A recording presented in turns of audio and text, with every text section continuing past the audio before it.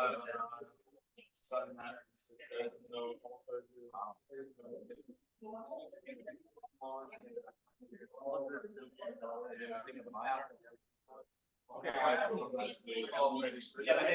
we can start.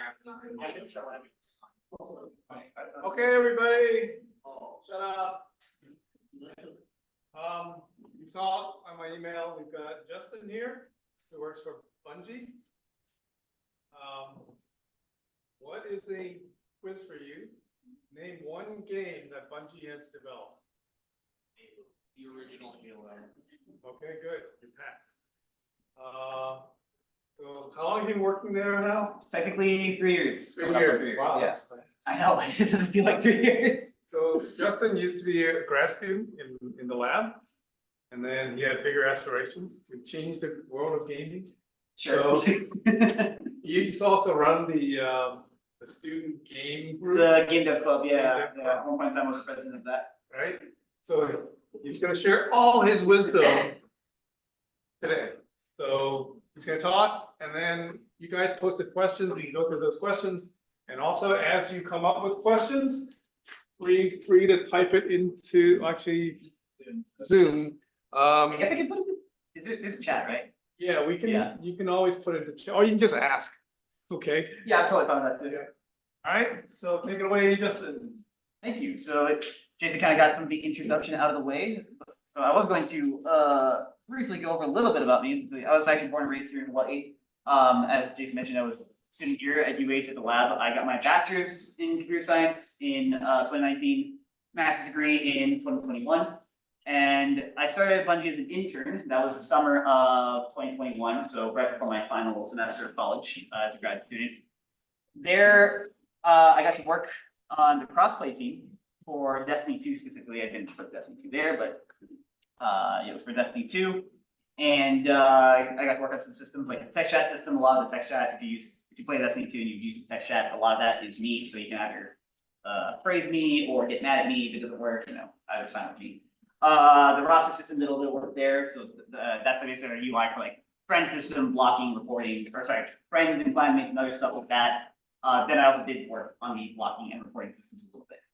I went back to Bungie as a full-time employee at the start of 2022 in January, and have been there since as a full-time employee, where I am basically a generalist gameplay engineer. I kind of touch everything on the client side. Actually, lately I've been doing a little bit of server side too, because recently I became one of the PvP engineers that is supporting the PvP work that we have been doing lately for the game. So I've also been doing PvP. Oh, sorry, player versus player. So that's like versus game modes. Because Destiny is like an MMORPG, but it also has like versus game modes that you can play in as well. So I've been supporting the team that has been working on updates for our PvP content. So that's enough about me. Let's talk about one of the questions that I was given to answer for all of you was how a game goes from concept to release at Bungie. Now, I will warn you, some of the stuff I've generalized a little bit because I can't spill all the secrets from our company. So, but I think I was actually given permission to talk quite a bit about this. So the general timeline is going to look like this. You're actually going to start, before you concept, you have to pitch something. We'll talk about each of these in detail, but you're going to go with a pitch, and then you're going to do concept. Then from concept to prototype, prototyping to build. That probably doesn't make much sense at the moment, but I promise it'll make more sense once I get a chance to explain it. Then you go into pre-production, then you go into full-on production, and then you release the game. So what are each of these? So pitching, you start with an idea, and you go to, in this case, leadership at the company, and you would pitch your idea, and a small team, with you that you want to investigate this idea. And this is like a very, very vague idea. Like you don't have like the whole game planned out just yet. Like this is like an idea for something that you want to look into or want to explore. And again, keep in mind through a lot of these stages, just getting past any of these stages doesn't necessarily guarantee the game will, get greenlit to be released. So keep that in mind. But that's also okay. And also sometimes you advance to one stage and then you go back, or you keep iterating at that same stage over and over if you need to keep kind of fleshing out that idea. So when you get your pitch greenlit, you now move on to concepting. So when you concept, the idea is to take your idea and you're going to refine it. Again, you're not quite building the game, but you are starting to kind of flesh out your idea into something that's more of an actual concrete idea for what the game will eventually look like. Now, keep in mind, when you get to the release, assuming you do, it's going to look a little different than your concept, but there will be some similarities, of course. Some of the things that you'll kind of try to concept here or take care of in the concepting stage is going to be, what kind of art style you're going for in your game. What kind of gameplay experience are you looking to offer? What is the narrative, the world building going to be like? And keep in mind, normal to any kind of concepting for any kind of game, whether it's big or small, there's no such thing as a bad idea, kind of. Some ideas might be very obviously not good, but throw out any ideas. Don't worry about the risks or the good or bad of it. Because not all ideas are even that you come up with are going to make it to the end of concepting anyway, but you never know. It might spark another idea that does make it to the end and proves to be really good. Also, fun fact, that is destined to concept art. Public, so I'm not breaking my NDA by showing you that. It's public, you can Google it, but fun little fact there. Once you are done with concepting and that has been greenlit, you now move on to prototyping. This is when you actually start building stuff. Now, it's important to keep in mind that when you're prototyping, you're not building anything with the intention of keeping it forever. This we very specifically say that the code and content that you build in the prototype stage is meant to be thrown away. You are quite literally just proving your concept. You want to prove that the idea that you've now refined into more well-defined gameplay idea is possible to do, and it's fun. And that's like the big point of prototyping. And you'll see what I put here, a bullet point that says find the fun in the game. This is something that you're going to keep continuously doing even beyond just prototyping. And so this is something that you'll keep addressing, and you'll also look at more specific things like the big design questions that are surrounding your game. And also, it is a business, so you're going to want to start to understand, for business purposes, how the game kind of fits into the market that you're going into. So all that kind of gets covered in the prototyping phase. And once you're done with prototyping, you move on to the build phase. So this is kind of similar to prototyping, but the main difference with build is that now you're going to determine how you're going to actually build your game. So you're going to prototype again, but this time you're going to use the real technology and systems that you actually want to develop the game. So for example, like you could prototype on like any tool. So like if you want to use a Unity game engine, the Unreal game engine, internal engine, or some other engine, whatever, you're more than welcome to use that for prototyping. But then at some point you have to determine, well, what engine are we going to actually build our game in? So the build phase is about picking an engine, a lot of that. And there are other things too, not just the engine, but that's like a really good example. So like if you wanted to pick the Unreal engine, you better be able to build your prototype in the Unreal engine. Otherwise, you can't really say that the Unreal engine is going to be your real piece of technology that you're going to use to make the game. Once you are done with the build, you've kind of exited what we've called like the incubation phase of the project, and now you enter the full-on dev cycle, and it begins with pre-production. So the best way to describe pre-production is that you're quite literally preparing for full-on production, hence the term, and you're building like the foundation with which you're going to build out your actual game upon. So that's why I kind of say the best way to describe it is think of it like building the skeleton, the bones, putting together the skeleton of what your game is going to be on. Once you have the skeleton, then you can put all the meat and muscle on the skeleton. I know, a gross example, but at least it made sense in my head. Another key thing you're going to be doing here is you're going to be figuring out, for your game, you're probably going to have some technological and gameplay innovations that you're going to be looking to make into a real game or implement. So you're going to want to figure that stuff out, because again, you're now moving away from a lot of like the flexibility in like iterating on your idea and all that.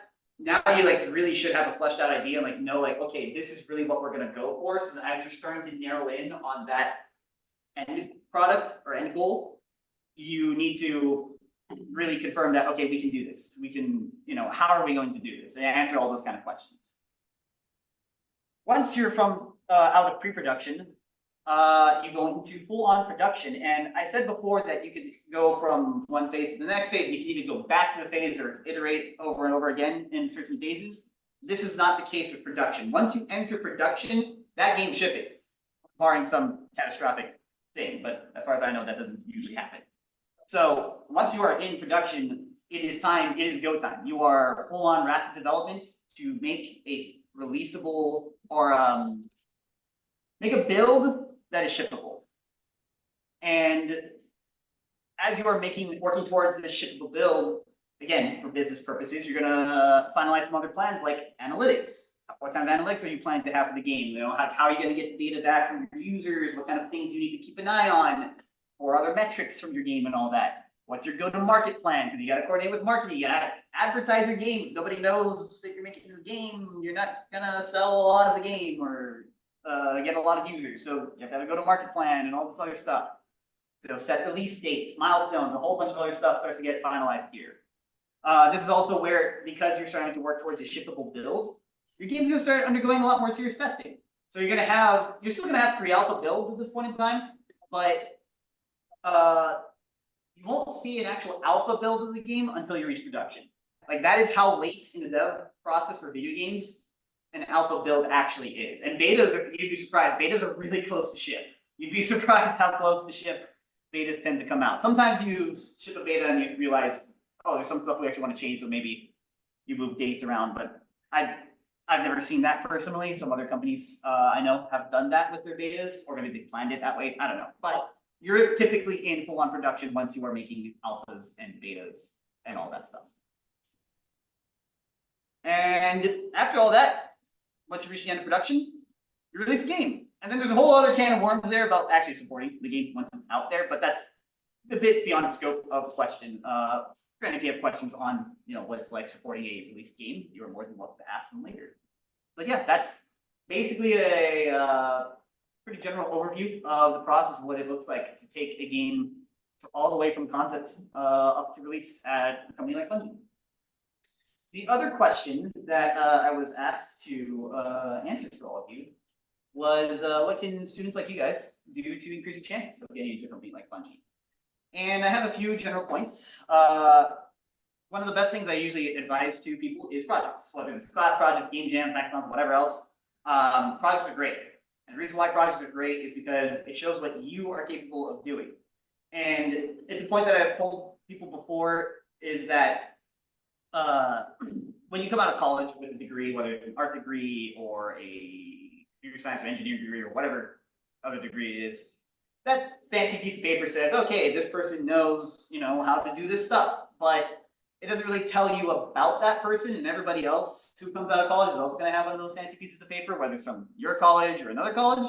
So I always tell people, well, it's, making yourself appealing to a company is kind of about convincing the company of what makes you special compared to hiring any other person with that fancy piece of paper, right? And projects are a really good way of showing that off, because you have the opportunity to kind of show yourself. I was gonna say personalize. It's not really personalize yourself, but you have a way to show off a little more about your skills because you have more freedom when you make a project usually, especially a personal project that you're just working on in your free time, right?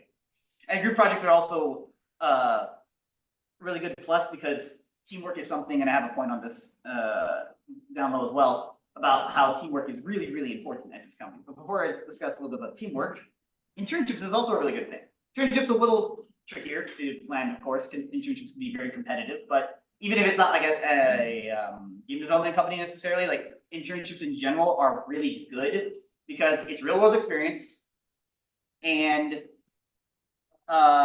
with that real world experience, one of the things that I was told when I was an intern about how can you make yourself or improve your chances of getting a job is show on your resume that you have worked on something or shipped something.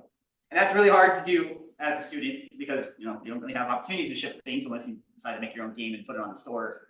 But if you can work at land an internship, and not all internships will give you the chance to ship something, but if you can, that's a really good opportunity to again work in a real world environment and quite possibly walk away with the experience saying, I wrote this code that actually shipped on a real retail product, or I made this art that shipped on a retail product, or something like that. So that really helps to have on a resume. And then the point on teamwork there that I have is collaborating with others. I specifically put out people outside your discipline, and what I mean by that is if you're like me and you're a scientist or engineer, working with like people who are designers, musicians, artists.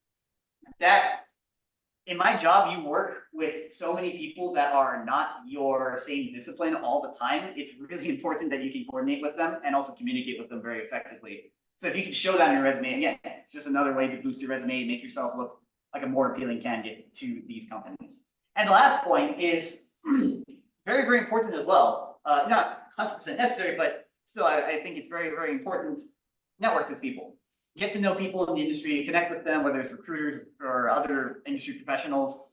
Getting to know people and building those connections can be a good way to open yourself up to opportunities at various companies, because you can also get referrals sometimes. If you have like, if the person knows like a job, whether it's at their own company or another company, and they were willing to look at your resume, maybe even help you with your resume or whatever it is, that can always help you to land a job. So with all that in mind, I guess we have the list of questions that we can move on to now, that I can answer for all of you as well, in addition to these two.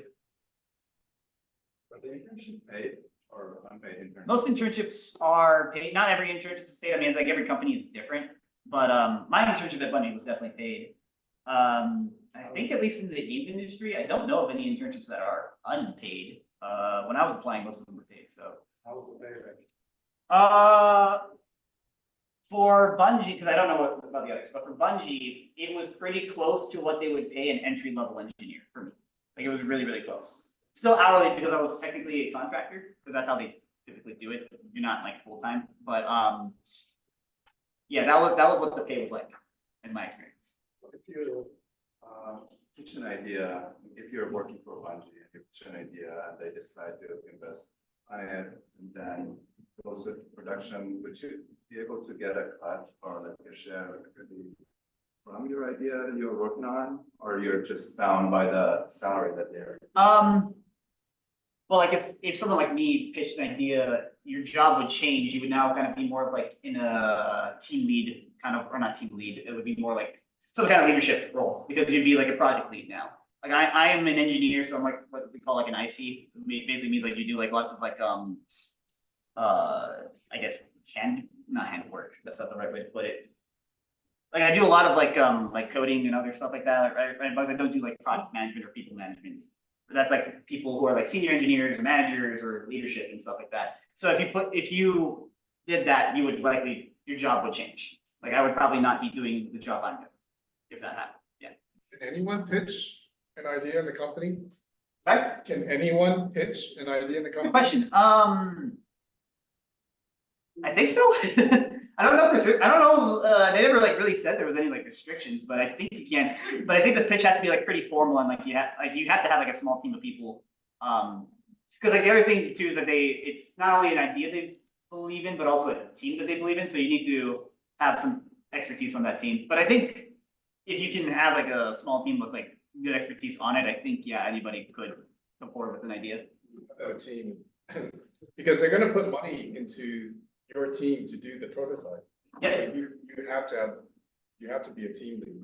Yeah. So how do you like team up with people in the company? I mean, you have the team should be people from the company, right? oh yeah, I mean, Or you're doing. I mean, other companies maybe look for teams outside or are willing to have teams from outside, but at least at Bungie, I would think they would take people from like internal, because chances are this is the type of company that Bungie is. I think they would look at. So, but they do also contract jobs, so that like. We have contractors. Yeah, we do have contractors. Like we have like lots of testers and a handful of like other disciplines as well that are contracted out. What we call it is XDev. Basically, it's like outsourcing jobs to like third-party companies that are like contracting firms that like the firm is responsible for hiring people, so that company is what the people work for, and then they contract their employees out to you. Yeah. 1v2, whichever one. You can go So I want to ask, so especially when it comes to software programming for games, is there any like, when you went in and like handed like your resume and stuff, what engine were you working with the most? And for Bungie specifically, was there any like, did they care that much of like what languages you were programming in or what game engine software you were working in? Or were they kind of just looking at your portfolio like, okay, this person's made games, that's pretty cool, we're interested? Yeah, so for me, I had a lot of experience with the Unity engine and lots of C languages, so mainly C Sharp, but also like a little bit of C, C++, Java and such. I don't think like it's not gonna hurt you if you don't have like we use C++ all the time and we have an internal engine. So I mean they're not gonna find anybody outside with knowledge on our engine. So they're not gonna like it whatever engine you use, like that's good for like having experience on working on a game engine because there's lots of like fundamental things that like will carry over like from the Unity engine. Like there's still a learning curve there, but like from the Unity engine to our internal engine, which we call the Tiger engine, there were similarities that I just understood because of my experience. And so yeah, they won't like care too much. Like one of the people I interned with, who is also now full time with me, she did not have any C Sharp or C++, or she had at least very little C++ and C Sharp experience, and she's now a tools engineer. And so she learned a lot of the language on, during her internship, but she had like programming experience going in. Thank you. Not just at Bungie, but anywhere else you applied, what is the like interview like for this kind of job? It's been a while.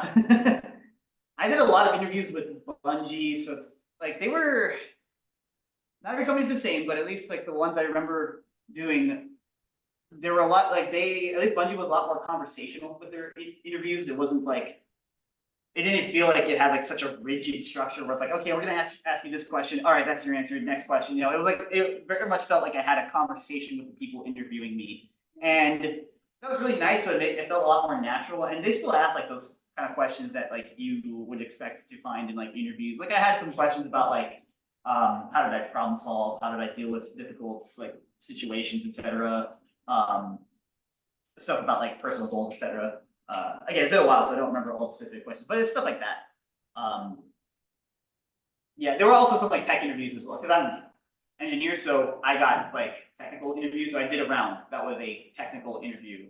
And that was where, again, kind of like a conversation, but we talked about like, I think the problem was given was trees. So we're talking about like how to use like different kinds of trees for like searching and like what the runtimes would be for different scenarios and such. So it was really cool. In terms of building like a portfolio, I guess, for your application, would you recommend having like a variety of things to show, or would you recommend focusing on like one thing that you want? Focusing on the position though. It's a good question. I mean, part of it, the answer will probably change depending on what discipline you are. So I'll give you like, from the perspective of someone who's an engineer, it doesn't hurt to have like more than one thing on your portfolio. Like I had some data science stuff on my portfolio. I had some VR stuff. I said VR, AR, and then I had like a bunch of game projects as well. So I had like a somewhat diverse portfolio, and I don't think it hurt me. But you definitely want to make sure when you submit your resume and portfolio, if like, for example, you're applying for a job that's like more data science centric, or like, focus on data science, you want to make sure that the data science relevant stuff is closer, I guess, to the top, because you want that to be like the focus, right? Because they're looking through like a lot of portfolios, looking through a lot of resumes, so like you definitely want to make sure like that's like the first thing that they'll see. I think that would probably help.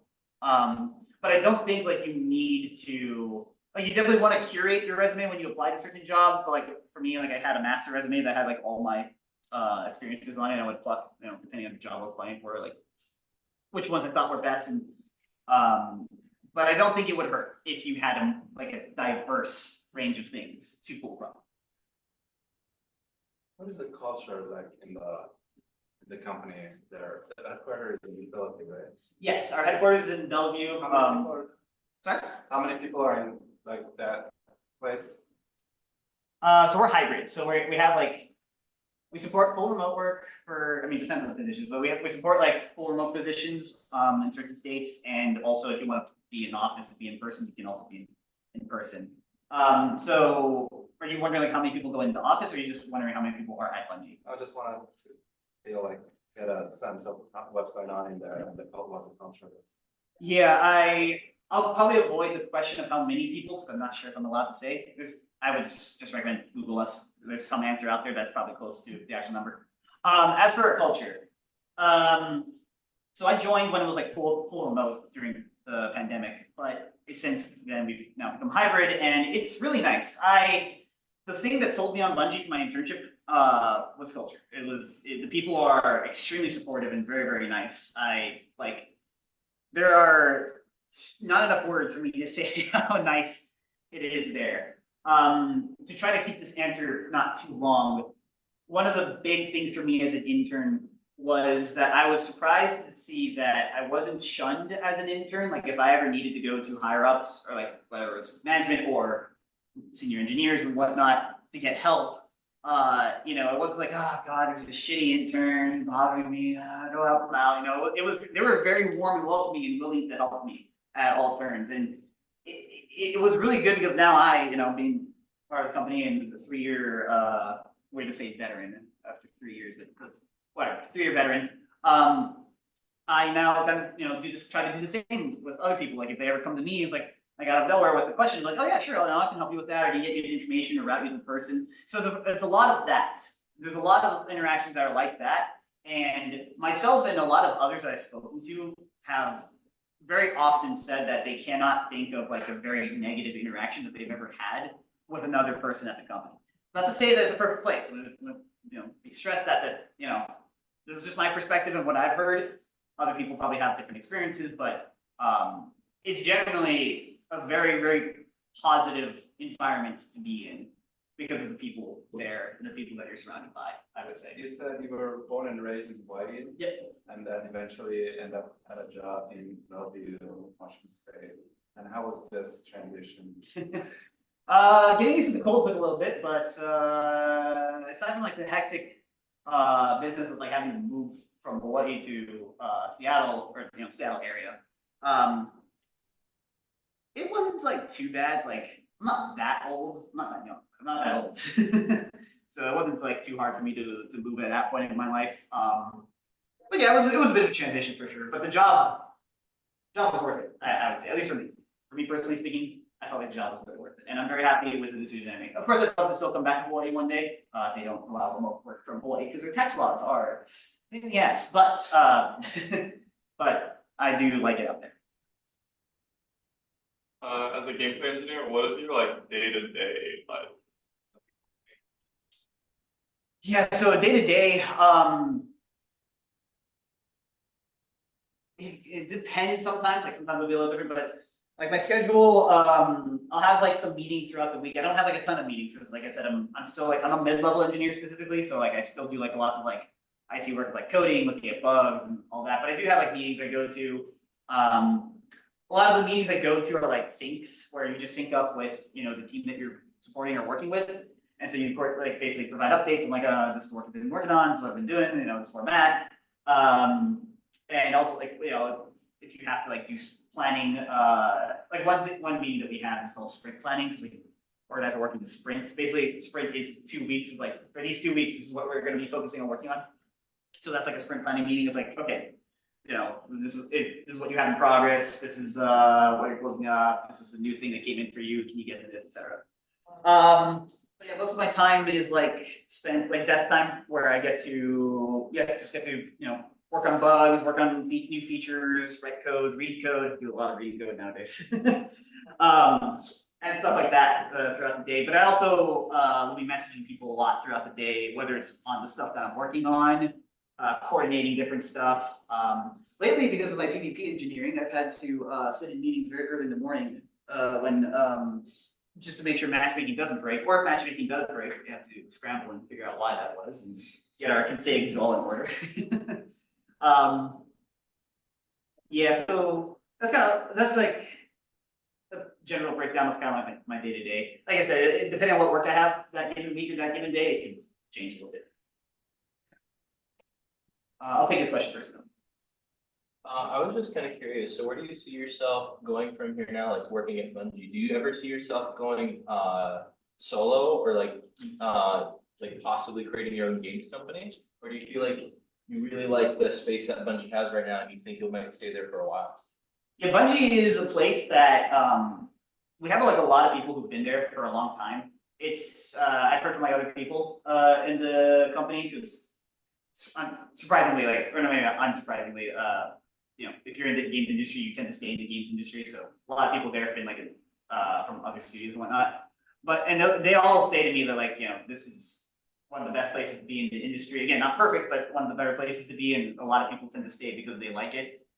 I think I also would like to stay for a while because, like I said, the culture is great. I really like, you know, the kind of work that I do and the people.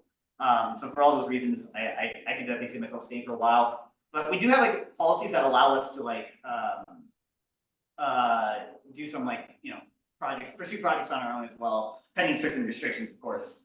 But yeah, so like I also am not against like making my own game on the side. And who knows, maybe one day, you know, if you strike gold, right, make something big, you know, maybe it's convinces you to leave. But at the moment, I would feel stable at Bungie for myself, and yeah, I just really enjoy it. So I would like to be there for a while, but you never know what the future holds, right? Awesome, thank you. Yes, and then you guys have a question. Yeah, I wanted to know if you use large language models for development, or if you do, how do you use them? Sorry, what kind of language models? Like ChatGPT, any Oh. large language model integration or using for just development? I am not the best person to answer that question, and I'm probably not allowed to answer too much of that question, but I will say it's something that we've definitely looked at. But it's not something that, like we're definitely not in the business of like trying to just plug in AI and all these other like machine learning models and whatnot to do work for us. That's definitely not the goal of like what we've, you know, how we look at it. But it is something that the industry is like looking at to see like how can we leverage this as a tool to help with developments. And that's probably the full extent of the answer I can provide there. I will take his question first. So, of course, you've worked very hard to get to the point at which you're at. It's very commendable. I was just wondering, what was the main motivation for you to get into gaming development, and what is the motivation that had driven you to work as hard as you did? So what was the last part of that question? And what was the motivation, the driving factor to work as hard as you did? Oh, okay. So the start of the motivation is that I'm just a massive nerd who loves video games. So that was pretty good. Also happened to go to my mom and dad, worked in a bit of technology when I was really young, so I got surrounded by technology from young. So it's just a lot of things lined up. But yeah, so that was like, that's honestly the big motivation, is just I really, really enjoy games. And yeah, I mean, I guess passion is like the big driving force there, because if I didn't enjoy what I do as much as I do, and I didn't enjoy games as much as I do, I don't know if I would care to put as much effort as I do into it. And so, yeah, I think or the best way to put the answer to that question would be, I just have a really strong passion for games, and I found something in games that I really like to do, because I could have been an artist instead, right? But I'm an engineer because I like technology, and I also, when I took a programming class, I found that, oh wow, I actually really enjoy, you know, writing code. Like I probably wouldn't mind like writing code even if it wasn't like a game development job, but I know that now that I've gotten to work in the games industry, or at least, you know, one job there, I do enjoy being a software engineer in that kind of, or working on that kind of a project. So that, yeah, that would be my answer there. And then I'll get her question and I'll. Have you ever worked with anyone in the industry internationally? Oh, have I? So we have people in our company that have come from like other countries. So in that sense, yes, but like I don't believe I have worked professionally with somebody who was like at a company overseas.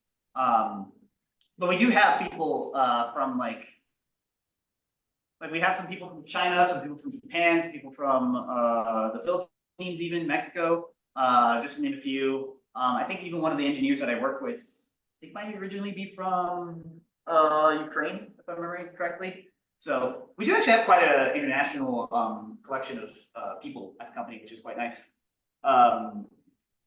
So in that regards, yes. But yeah, like I said, with like other companies in my role, I don't typically interact with with people in that way. My favorite game, why, is it design, basic? Man, there's a lot of games I really, really like.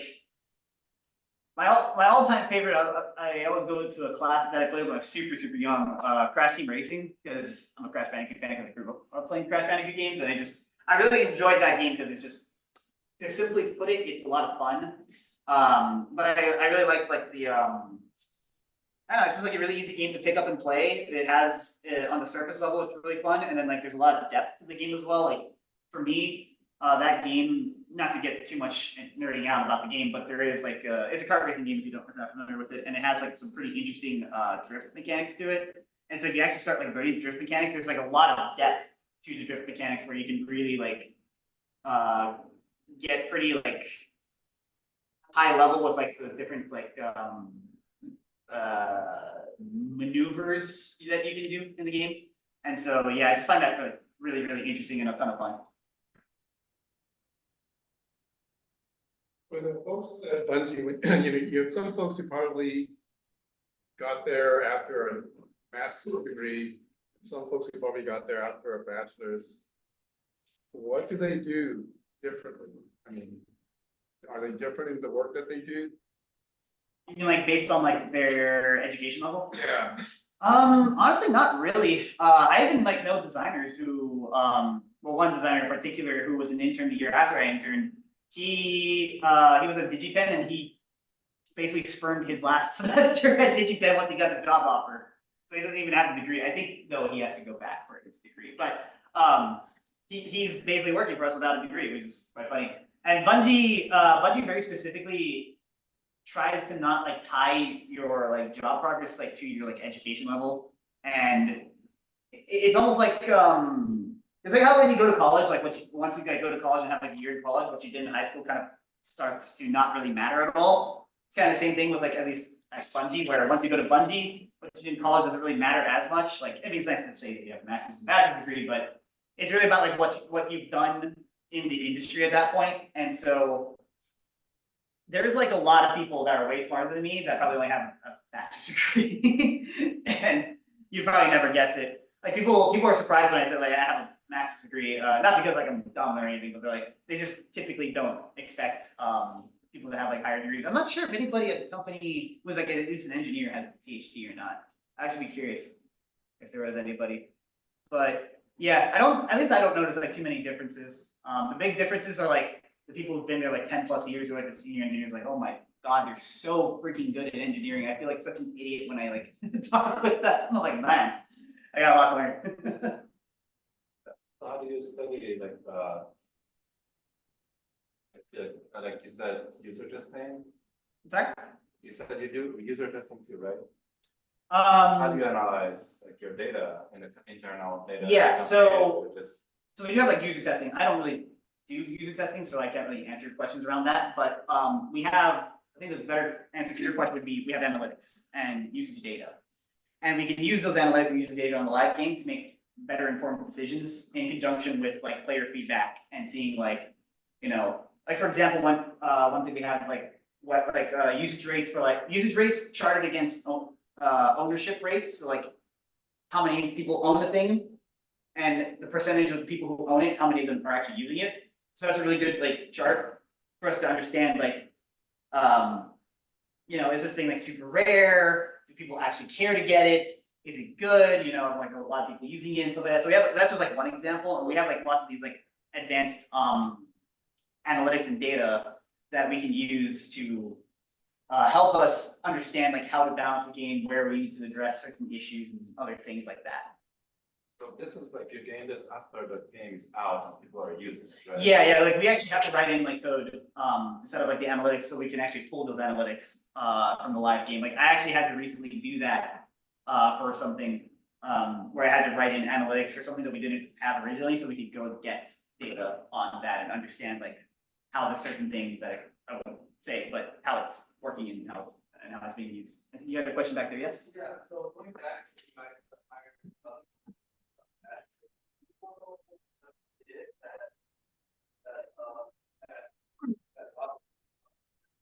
So he was an intern the year after I was an intern, and so through our internship program, like, the goal is like, when you give someone an internship, at most companies at least, not every company, you would like to be able to offer that person a job at the end if they did well. And so I would imagine, like how I ended up with my job offer and my other intern buddies got theirs, he probably also, landed the internship, did really, really well, and then at the end of the internship had the offer. And once you have the offer, you have the offer, so it's up to you to sign that offer sheet. So, I imagine he signed the offer sheet and was like, yeah, I can start whenever. At least that's based on like, when I talked to him about it, that's kind of how he told me it went down. So I imagine, yeah, that's kind of one of those examples where like, he landed an internship, did really well on the internship, and the internship led him to be set up with a job full time. So he just didn't see it as like a necessity or for him to continue going to school to finish his degree, which is kind of funny because he only had one semester left, but yeah. To each their own. To each their own. Yes. For example, if you're working on like Destiny or something, how much, even outside of work, do you play the game that you're working on? It probably varies from person to person. There's some people that are like really like, I know like a tech designer who's like really, really, really good tech designers, one of our senior ones, and doesn't really play the game much at all. But he like knows like all things like the design side of things. But like for me at least, I only started playing Destiny in 2021. Ironically, the same day the internships opened up, so that's kind of funny little twist of fate there. And I did get more into the game as I worked at the company because it helps when you get everything for free. But yeah, like playing the game more, I just found the game to be a lot of fun, and so I played it more and more. And so even though like I don't like feel like I'm working when I play the game, I mean sometimes I do play the game with the intention of getting like work like for PvP engineering. Like I actually started grinding a lot more PvP in the game because I was a PvP engineer. It's like I should probably understand this problem area that I'm helping with. And so one of the things I've been working on is helping with the lobby balancing for when after you do matchmaking and stuff like that. Like how do you balance the players that you've match made to make even teams? And so I started using the debug in the live game to gather data on like seeing what our current like lobby balancing algorithms are doing, and just play like tons and tons of PvP matches. But I also was enjoying it.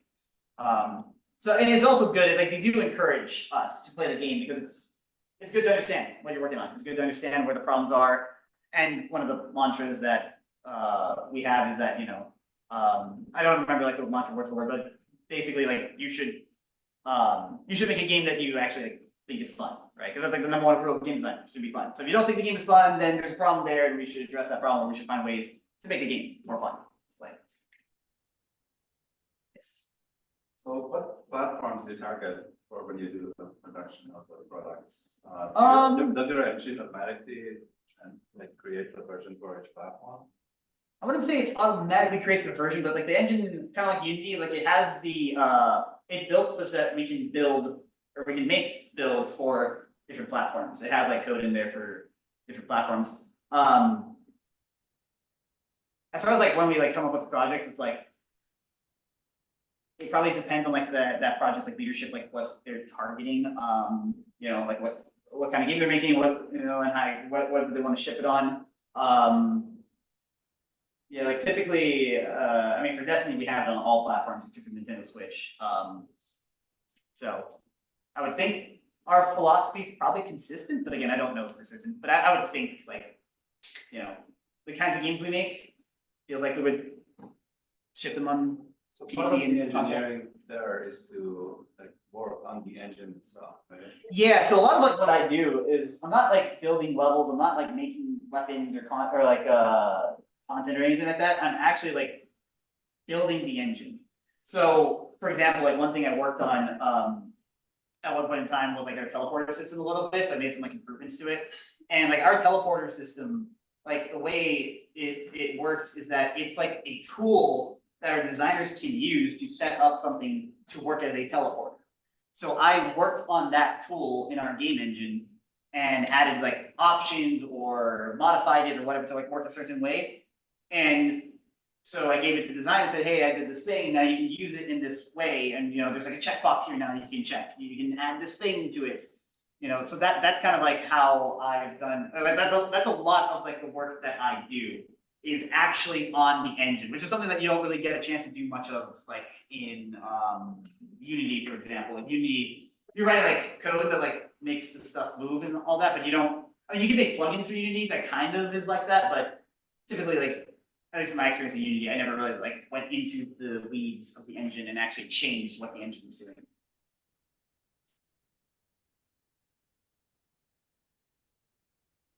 What's your favorite thing you've worked on since you started? Good question. I've worked on so much now. Oh man.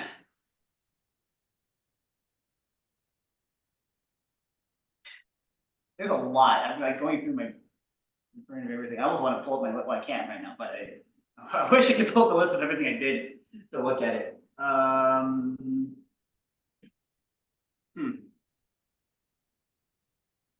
Man.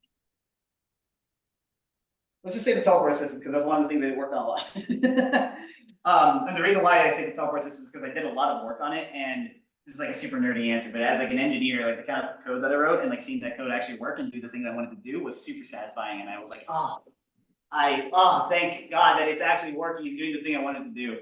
Like one of the big improvements that I made to it, like there's like two main improvements, but like the second one that I did that was really big, that made my brain juices like really happy, was before we didn't like have a good way for design to through their like activity scripting figure out which teleporter a player used.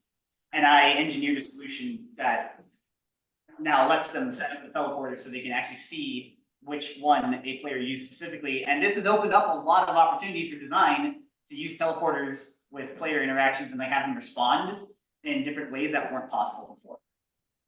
And it was kind of funny because we did that originally just to solve an exploit. And I was like, oh, we created a new feature that's really good just to solve an exploit. And now it can be used like for a bunch of other things. So that was pretty cool. And then I think, yeah, you had a question.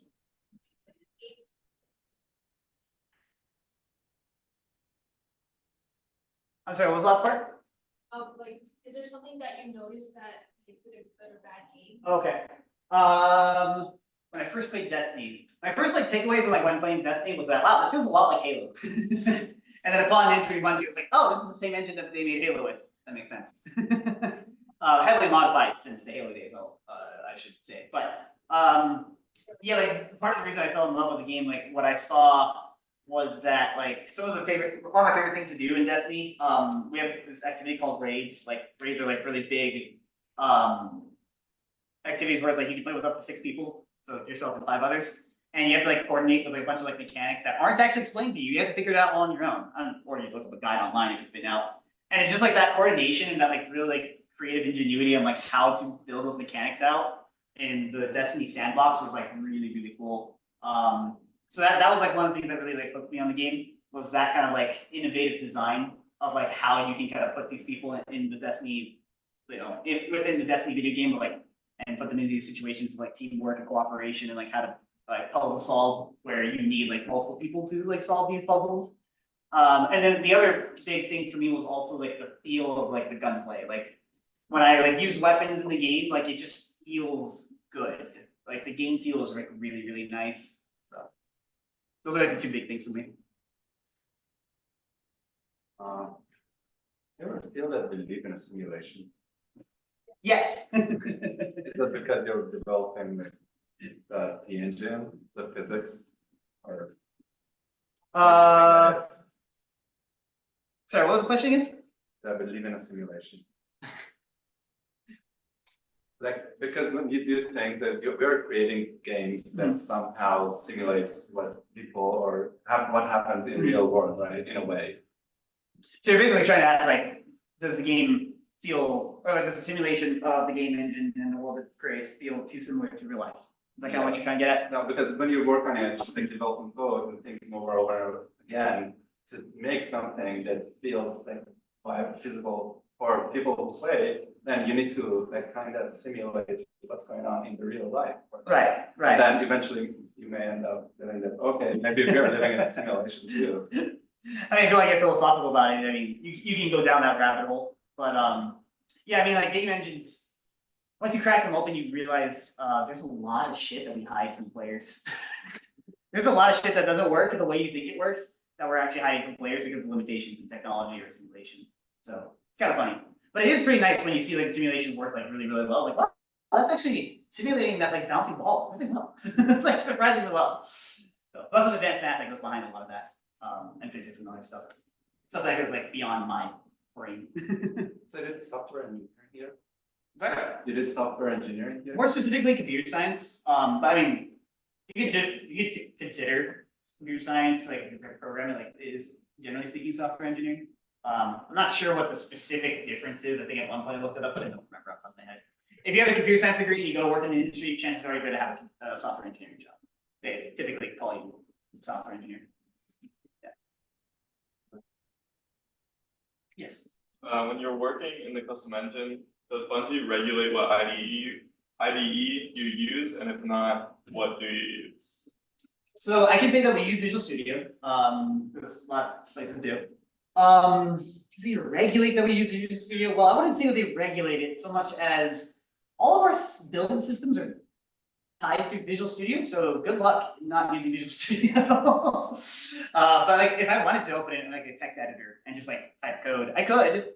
But eventually I would need to build it, and I would probably need Visual Studio if I wanted to build my code. So yeah, it's one of those things where it's like we invested into Visual Studio, so might as well, get our money's worth out of it. So by the same logic, you're not forced to use Windows, but do all of your computers just use it anyways? I mean, technically, I guess we could use a different OS than Windows, but again, it's like Windows is very, we've been using Windows forever. Windows just works really well for us, so it's kind of like Fair enough. it just makes sense to use Windows, and because of that, all of our policies are built on top of Windows. There is a little bit of it too, where it's like our security and IT have built everything for Windows, so it's like at this point, it's like if we were to ever swap, that would be a pain in the ass, a really big pain in the ass if we wanted to swap. There was one thing that like some piece of advice that you could like let us walk away with like after this presentation and such, for us to get into the games industry or heck even like do solo, what would that advice be? I'll go back to this slide for that one, because some of it would be from here, but it's more like give you like a general like takeaway. Like definitely like if you want to work in games and you have a passion for games, like one of the best things you can do is, like I said, like projects, I think really helped me, like having projects, because it helps you because you have something to talk about in the interview, and beyond just like a school assignment. Sometimes school assignments are projects, so they can work as well, right? But like building out your portfolio and your resume with projects, job experiences are often get a little tricky, because you don't have like opportunities to like get a tech job, or well, if you're not necessarily an engineer, if you're like an artist or whatever. If you don't have like discipline relevant jobs, that can be tricky, but finding other jobs too, like one thing I did was coaching for high school when I was in college, and there's some things that you can probably pull from there if you needed to use that, right? Like some bit like management and working with people and other stuff like that. Yeah, I would just say like I would put it like this, like for me, it's like in my life, like I would say like you're gonna have like lots of opportunities, to say yes or no to various things. And you're not obviously it's unrealistic to be expected to say yes to everything. But don't like be willing to try out things. Like if when opportunities come, you never know, right? You never know. Like ending up at the lab was very happenstance for me. It kind of like it wasn't like a carved out thing. It was very coincidental. Me ending up in the game design class was extremely coincidental. So lots of opportunities will come in your life. It's just a matter of which ones you take and which ones you don't take, is how I would kind of try to put it. Yeah. Yes. Well, how much of your day is like purely coding, like actually like coding from 9 to 5? No, I don't. So it's a good question. So like I said, I've been doing a lot of reading of code as of late, and you'll find funny kind of phenomenon that occurs. The higher you go as an engineer, the less coding you do, the more reading or other things you do instead of coding, which eventually drives you nuts if you don't write code in a while. But it will kind of depend. Like there are some days where I write code from the start of my day to the end of my day. There are some days where I don't write a single line of code. It really depends. Like the last few days, like these 3 days of work this week, I have been doing nothing but reading code and loading up levels and reading debug logs because I've been trying to solve several bugs that we've had. And yeah, it drives you crazy after a while, but that's an example of like where I haven't written any code this week, but I'm doing tons of engineering work still. And like, part of it's just that's a job I'm in. Like I said, I support. Maybe I forgot to say it. I had a point that said I support one of the seasonal content teams, so I support like them in their content development. And so we're in that stage right now where we're closing out the content, which means I get really involved trying to fix these bugs. So that's kind of like something that will come up is a lot of like debugging and investigation. But it still is really good for me becoming a better engineer because it exposes me to different parts of our code base is fucking huge. Like it's tens of thousands of lines. No one person at the company knows that entire code base by hand. Like it's a combination of many people that are experts in different areas. And so, yeah, sometimes I find myself in a brand new coding file. I'm like, or the file of code. I'm like, okay, here's another one. Let's go figure out what this one does.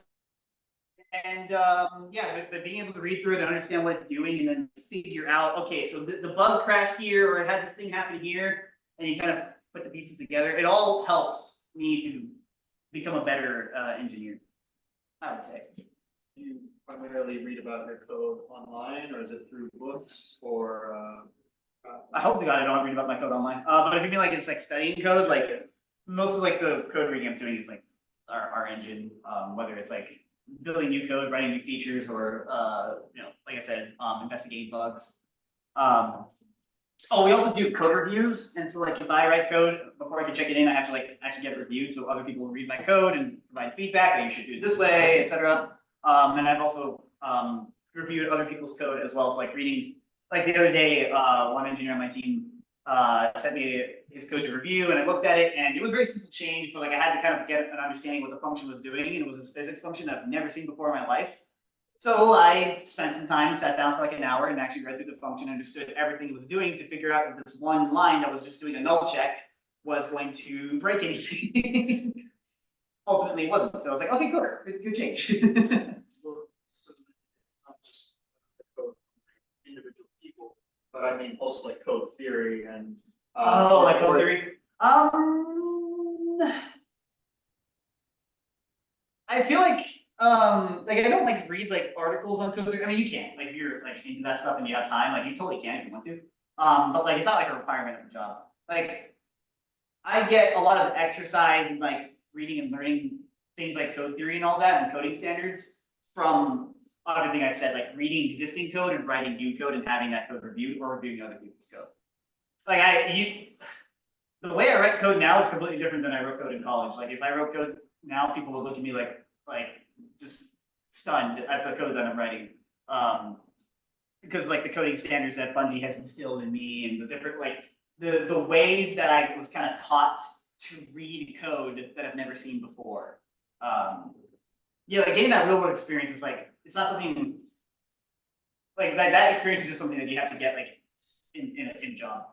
It's yeah, like once you have that job and you have that experience, it's like you'll kind of experience that yourself. You'll see like how your mindset can change once you're exposed to that. How important is think the user feedback in the game development? Or Sorry, what was that about the user feedback? how important is the user Important user is- feedback in the game development. Well, very important, right? Because when we, us as a game company, like the whole goal is to make a game that people want to play and have fun with, and we are a business, right? So we do need to get people to buy our game and invest in our game.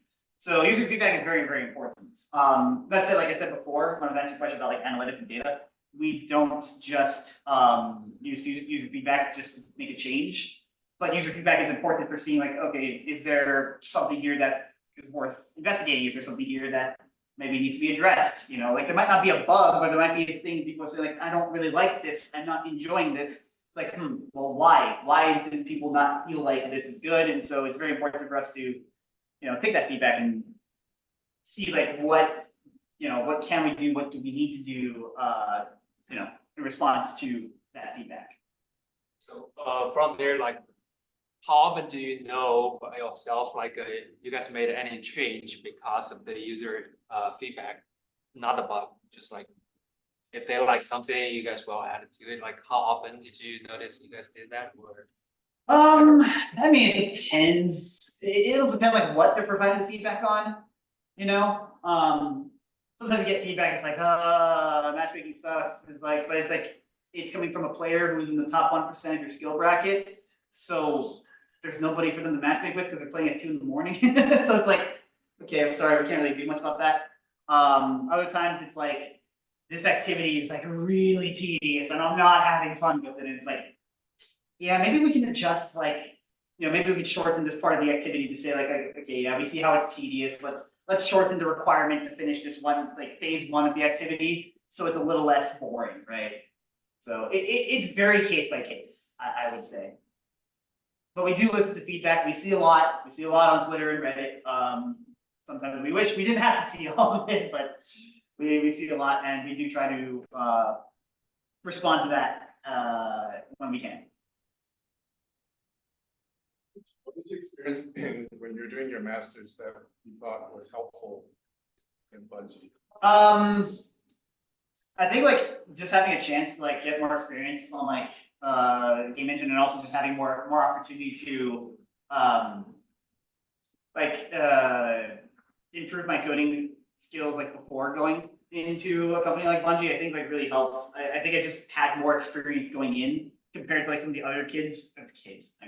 They are younger than me, but not much younger than me. The other people who were interning with me, who might have been younger than me, who like didn't have their bachelors yet. Like I definitely could see in hindsight that like I had like a bit of a head start over them in that regards. Like for the internship, they definitely put me into like the crossplay team. We were closing at that time, so I had to like kind of learn very quickly, and I kind of was able to because I had a bachelor's degree already, I was a master's student. They specifically wanted me to like be considered for that position and not like the bachelor students for that position, because they needed somebody who would be probably more likely to be ready to like rapidly write code. And so I think that helps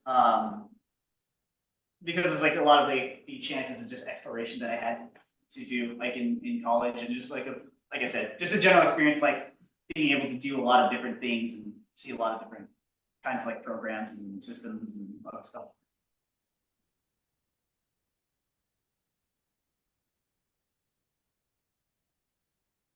Have like a dream game or genre you want to work on? I definitely did, but before I took like a game design class like years ago and worked at Bungie. Now I'm really into smaller games.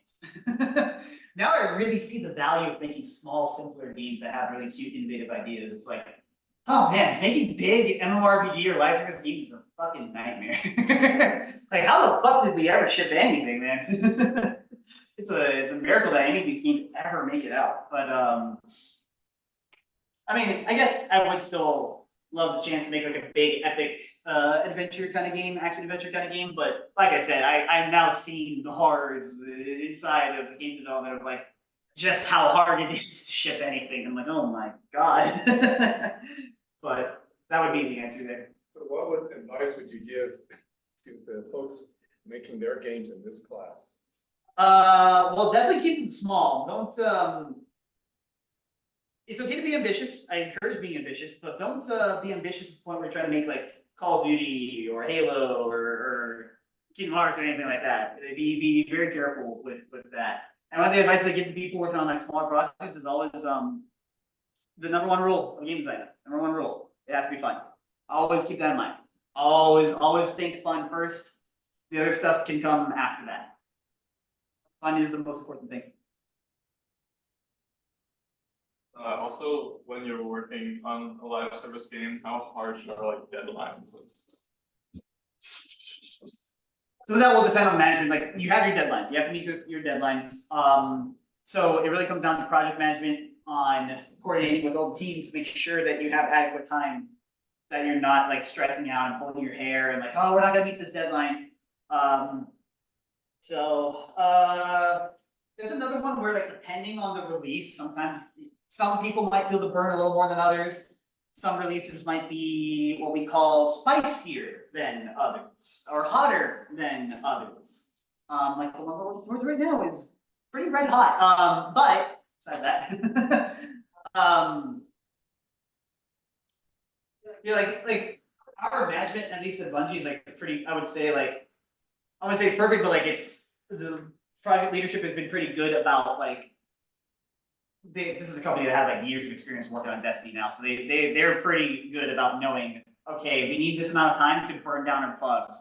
This is a date where we are hard cutting off making new content. It's just bug burn down time, and having those like milestone dates set to make sure that we will actually make it and have a shippable final product that isn't crap by the time release comes. Yes. So you said in data design that of course it's it's a focal point to make it fun. Is it sort of how much importance, if at all, is it in game design to make the game have an addicting quality to it? Because I've actually, like some of my friends have put off some seemingly rather important stuff so that they can get like a drop at Destiny 2, so. Yeah. There's definitely some design aspects of that. A designer would probably be a bit better person to answer that question. Like I definitely know that like companies will, like other companies in the industry, just from actually like as a perspective of a player, like I've definitely seen like where they do try to design around like making the game like irresistible. And have things like FOMO, the fear of fear of the moment. Or fear of missing out. Sorry, thank you. But yeah, like some of those elements, and developers have kind of been responding to like recent feedback in the larger community, like trying to like change away from that, and, like various games to not rely on FOMO too much. But it's definitely like a tool that you can leverage in your design. Whether or not you should, and the right ways, yeah, that like depends, right? So it's definitely. I don't think I could say that it's like something that like the industry doesn't do. I don't think I could say that. I would say that like personally, I do think it would be better if you didn't intentionally do that in like a bad way, because it does kind of feel like toxic design at times. But yeah, like a designer would probably be able to give you a much better answer than I could. Something I was kind of curious about. So personally, from what I've been seeing, I feel like a lot of game models are like. A lot of player bases have been pushing back from live services, and especially with like Destiny 2, which is very much a live service game.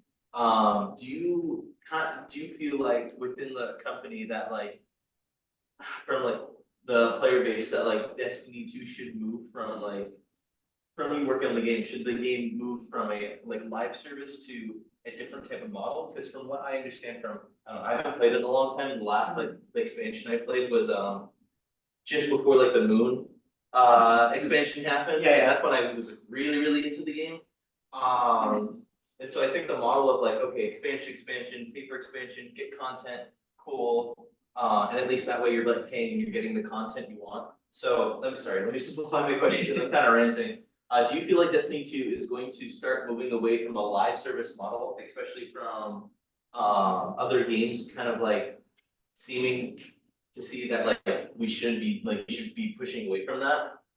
Yeah, I think there's also been a lot of discourse about like live service versus box product. I don't know if I can directly answer that question, but what I will try to indirectly answer it by saying this.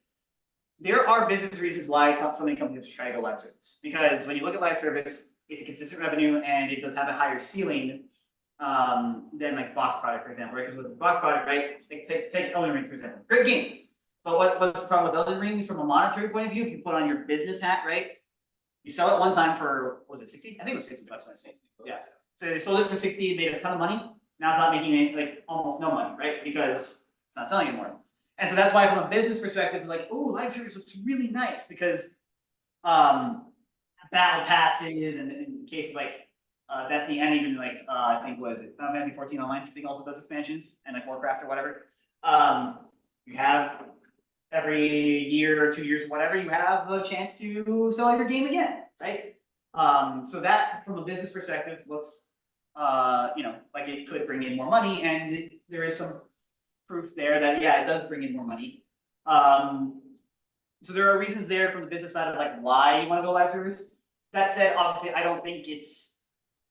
do think it's short-sighted to say that box products are not viable. It's just your business as a studio, as a company, is going to be, you're going to operate differently if you're making box product after box product versus if you have live service style, right? As far as like the players, I think there is like some fatigue for live service. I think part of that could be that maybe the model has gotten stale across various games in the industry. Maybe the games themselves, some of them in particular, maybe are doing some things that aren't great. That players maybe aren't like finding like super enjoyable or fun, perhaps. Again, I think you have to like really like do a deep dive in all the games, right, to get that answer. But on the other hand, you have a game like Helldivers, which everybody absolutely loves. And so, I think both box product and live service are viable, but I think really what it boils down to is you have to make it right. Whether you're going to choose live service or box product, you need to do it right. Like you can't just make a game and say, I'm going to make it live service and slap on all this like MTX and other live service features onto the game and be like, it's going to work. But, you really should, if you're going to make live service game, you should make a game that makes sense to be a live service.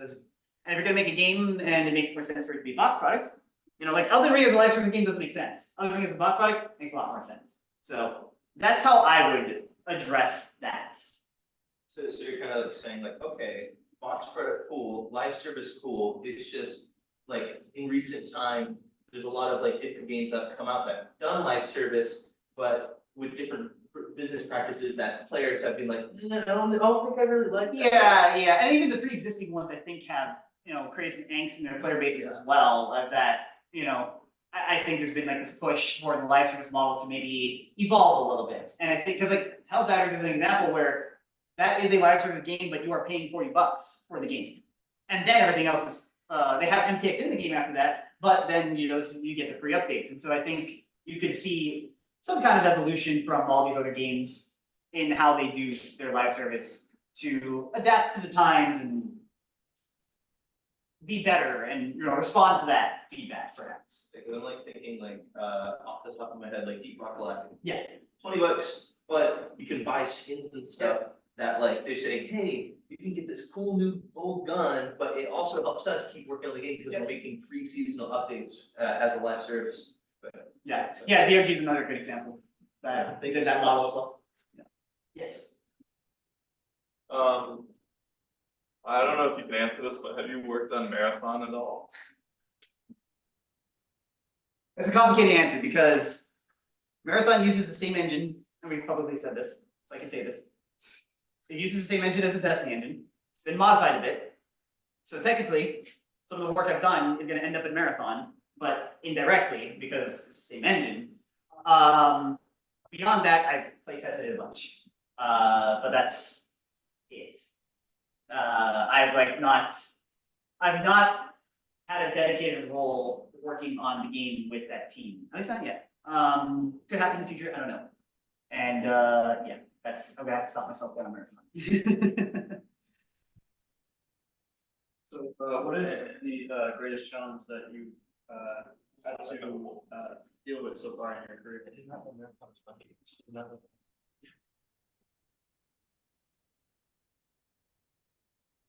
The truthful answer is, I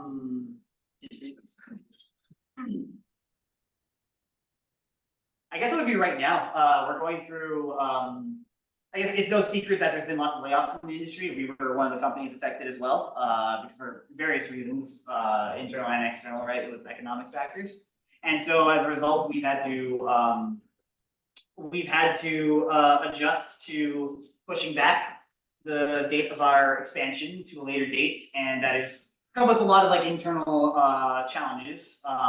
Nothing like horrible or toxic, but it has, it's been a challenge for myself and all our coworkers. And so I guess, even though I've been here for 3 years, or in the industry for 3 years, it's a short amount of time. So in that short amount of time, I would say that's probably the most challenging is the phase we're going through right now. There's been a big push to make this expansion as best as we can and all that. I can't get too much into that conversation, but yeah, to answer your question, that would probably be the biggest challenge, is just adapting to pretty significant changes in pretty quick timelines. I'll take his question first, though.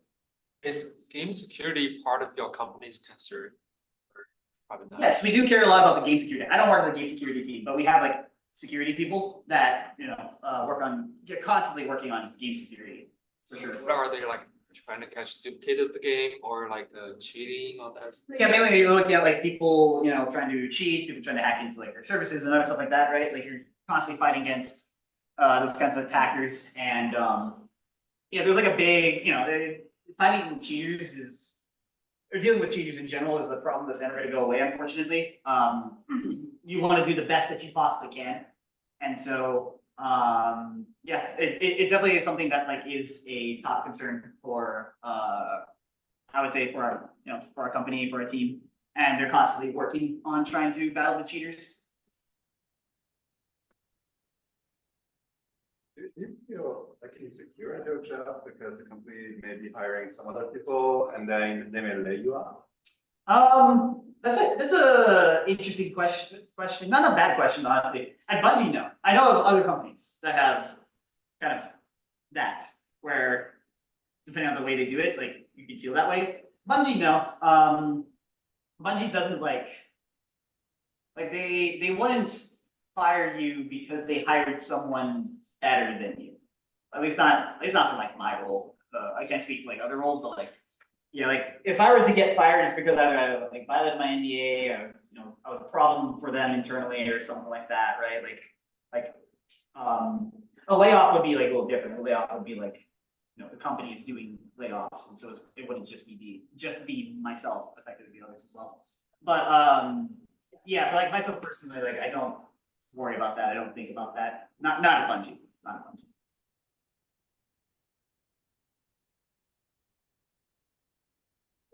Justin, it's 4:20. Do you have time to look at anybody's game that wants to show what they're working on? Yeah. Feedback? Is anyone brave enough?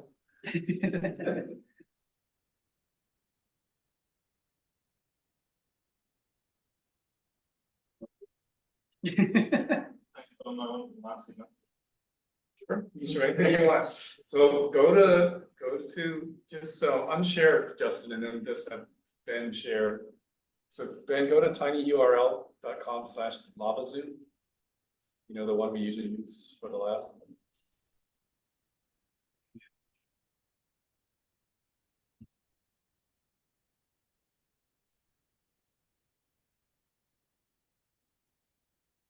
Anyone else who wants to show the thing after Ben? That's I have this issue. Sure, if you want feedback. Or feedback from your game concept. I just want to know, like, Remember, I'm a big nerd, so I look at anything. I love games. tinyurl.com/lavazoo. one word, I should log Zoom. Yeah, I'm pressing, it's getting blocked. Oh, never mind, got it. And then just do screen share. which seems, you know, Because it's just essentially you make it so that's high. I've already said it once. The way the overlay, the inventory show. So this is that. So if you were to write your own game now, what engine would you use? That's a good question. Definitely not a Tiger engine. Our Tiger engine is like a monster. It's great for really big games though. That's what I hear about, like, all the. Because like typically like when you make an internal engine, like you're making it curated for like the kind of game that you're gonna That build. game, yeah. So they built it to make Halo, and then they built it to make, or they improved it to make Destiny, so. Yeah, it's terrible for small projects. That's. The Unless prototype, it's like a separate component. That's well, they just use Unity to do it. Depends. I know it's like Marathon prototype from Tiger, because I think they knew that they were gonna use that. Yeah, and they were building, they knew they were gonna build a pretty big game. Yeah, so, but like other things that I can't talk about too much, I know I've prototyped in other Oh, engines. okay. I know. Yeah. It's not the Tiger engine, because I think they were more like exploratory. Like they Okay. did Alright, so Ben's updating, who wants to Slide show, who wants to show their thing? Yeah, I think if I were to make it, I think I would use Unity or Unreal. If it's something really small, Unity is like really fast, but then again, like Unity's leadership is questionable, so. I think it's slower and slower. Is it really? The engine is slow? Yeah, because That's the super. they hired a whole bunch of people and they sort of committed to everything in C#. So a lot of the base code in C++ is starting to sort of be replaced with C#, everything in C#. So now when you hit the run button, It's a while. It takes a while. Basically, the entirety of high school. You can very simple to the. Actually, no, like if I show this, like, yeah, sure, I want to be like hired, they should laugh at me or what? No. They're not expecting, like the company's very reasonable, they're not expecting like you to have like a masterclass, like video game ready to. Oh, I know this one, I know this So one. this is what I made. Super simple, you just have to hit this rocks coming at you. You can move your spaceship, collect these gems like thing and store up. And at this stage, it's just like, right, is this nothing else? Right, so this to me like. And if you like did something. Well, that's a nice effect. That's a really cool looking effect. I think like my takeaways there is like you have like an interesting like retro style there. You know, that has like of course, like it's the gameplay is like really simple. You have like some elements like shooting simple things, collecting the power ups. Like, do you have like an idea of like other stuff that you're thinking about like adding at this point? So like maybe in the next phase, I would just name it like a spaceship adventure.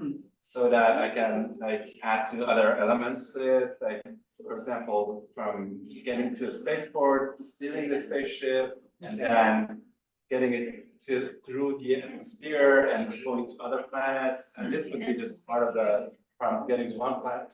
Okay, so it's like a to other phase, and then you can still like sell your gems and like get fuel or food. I see. Yeah, what you're kind of describing to me here sounds like a very like big, kind of wide like idea, right? And there's nothing wrong with that, but I would caution you, like if this was for like a class or something, I would really focus on what you showed me here, that experience. Yeah.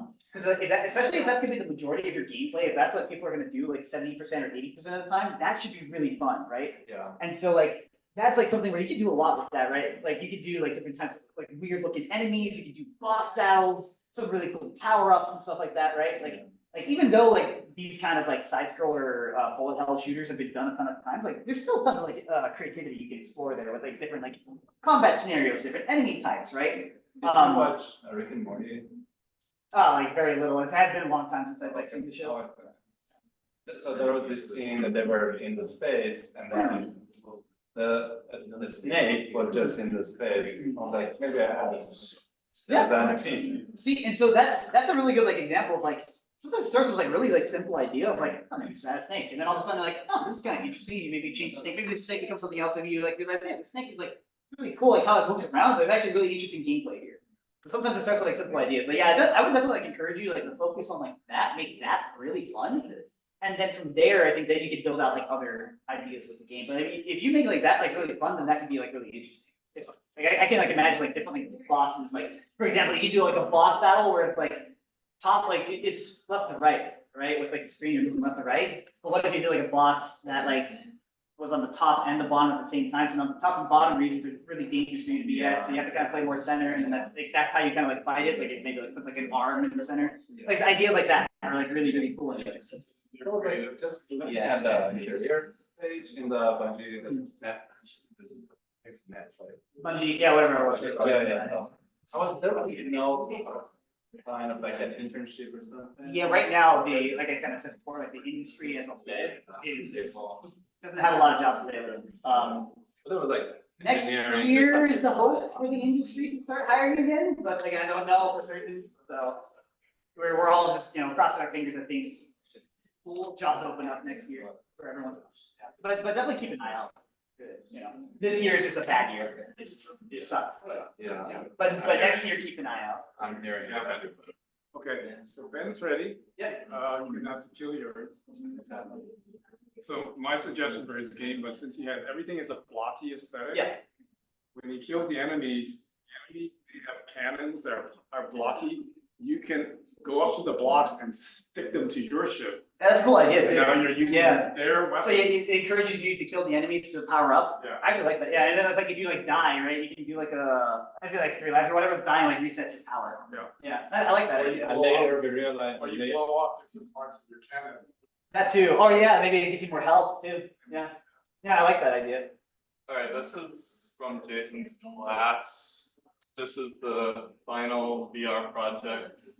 Oh, the VR We class. had, what, 5 weeks to do it? 4 or 5 weeks? So you had the VR class too? Here? Did I think yeah, I did the VR class too. Yeah. How long have you been teaching VR class? I've been teaching a How lot long about have VR class has been around here? So it's kind of like, Years now. overcooked, I think is the best way I can describe it.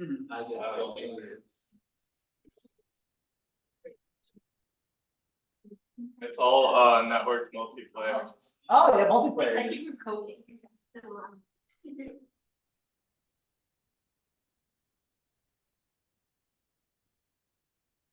So, So you get orders coming in and you have to prepare the dish. So did you work on it after?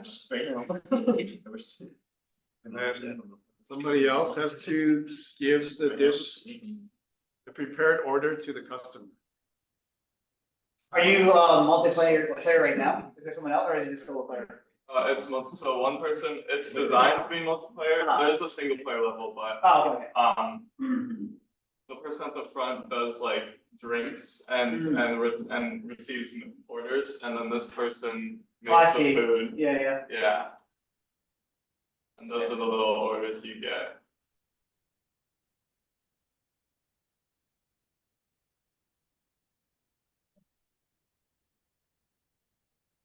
What was the VR project you did for the class?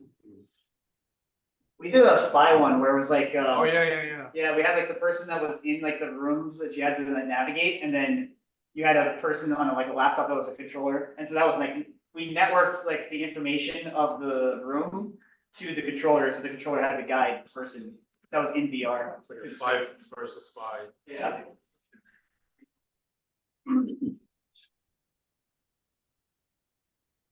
Didn't you do a HoloLens game? Like a racing? Oh, that wasn't for the class, but yeah, I did that as like a personal project. Just to screw around with all of the fruit, like what I could do. But I do remember doing that. That was like a really fun one. I really liked that project. Even though I like just did it for fun.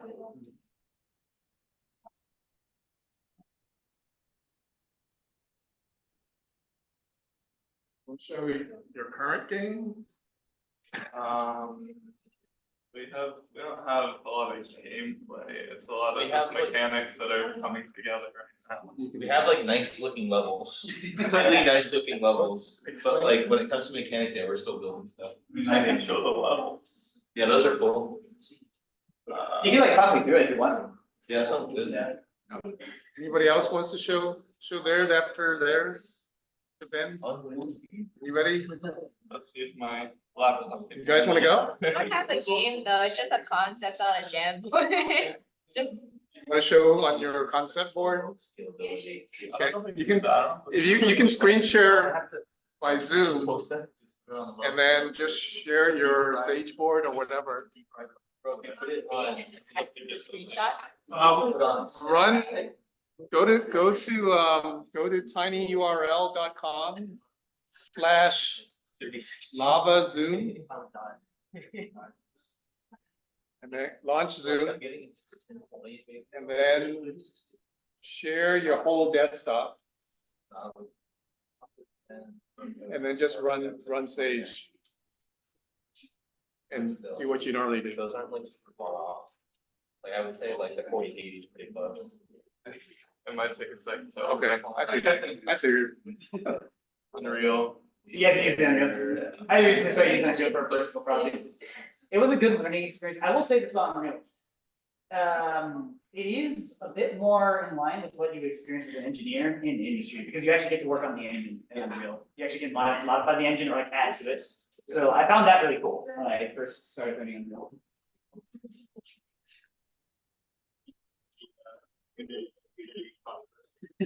Oh. It's not much of a I mean, yeah, no, it was a mess. Everybody, yeah, everybody was like that's so stupid and crazy. Fortunately, we weren't using Unity for anything. Oh, okay. Yeah. But yeah, I think it's settled down since now. Leadership has changed, right? So, yeah, but yeah, that was entertaining to watch unfold, not for good reasons. I definitely think, Go ahead and share your screen. I definitely think, that a number of companies are probably like now have lost some trust with Unity and would probably like to get off the engine if they can. Like you'll notice that, the company that made, Engine Impact, MiHoYoverse, I think is their name. They have a lot of postings that came out a few days after that for engine positions. So they're probably trying to build an internal engine to get off Unity, is my guess. Wow. I don't know for certain, I never worked with them, but that would be my guess. Really interesting. They inspire developers also. Yeah, they just made up for that. Yeah, no, it sucks because it takes a lot of time to move your game onto another engine. There's a lot of porting of code and assets and everything, but if you can't trust them, it's probably more worthwhile than long. Hey, go ahead. Oh, so this is just a concept, we don't have anything properly made. But the concept is that your character has like a shield. And the shield's direction will be determined using the cursor. So you can block the bullets, and it's just a puzzle platformer. So just like an introductory level to show that like you can block it. And then the next level will introduce that if you like click, you can turn your shield into like a platform. It'll just stay there. Oh, And so it allows you to jump on and create a platform, but you're completely vulnerable to the bullets. And then you jump out and then you reach the next level. Undetermined what the next levels are gonna be. So if you had any like recommendations based on the short. no, I mean, so the one thing I'll credit you for here with this concept is, you have a very simple idea that's kind of interesting, right? Like a shield that you aim, and you can use the shield as a platform. That's a very interesting concept, and like your only like methods, right? It's like you're just platforming, your only methods like, I don't see any combat here, so I'm not gonna assume that there's necessarily combat yet, but like your only methods of protection is the shield, right? My only question is like, when you jump off the shield, do you lose the shield, or is it like, do you take it with you? It was a shield, okay. So yeah, that creates some interesting scenarios there where, the players can find themselves in interesting, situations where they have to choose like, oh, do I use the shield here, do I jump here? It's a good, I like it because like, it's a simple idea that has, like I said, an interesting spin on it that you can iterate some pretty interesting levels on top of, so.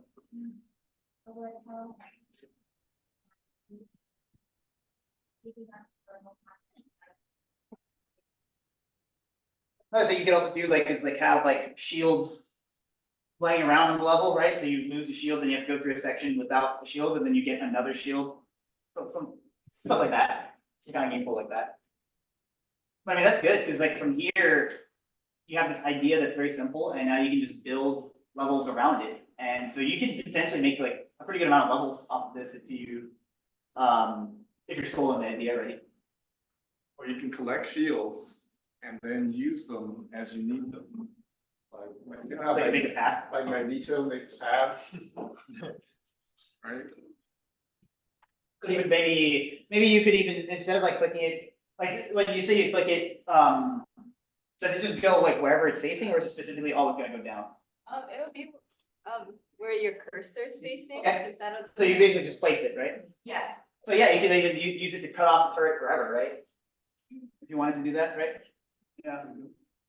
Like the bullet back Yeah. to destroy the turret. Yeah, maybe there's like a timing, like where there's like a turret, you have to trigger by standing in front of it, so you're gonna plant a shield somewhere. Yeah. Yeah. Yeah, there's some really neat ideas that you can build your levels off of there. So this is like a really solid concept. Obviously, like not like a incredibly like complicated. So this Concept, wasn't but- the idea you pitched before. That got completely overhauled. It's much better. That's a really. Good. Because this has a unique game mechanic, right? That's good.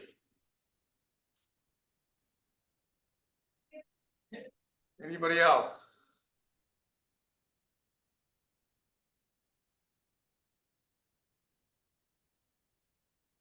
Oh, Ben, you want to go? Yeah, go ahead. Show our level, but And after Ben, anybody else? Fortune favors the bold.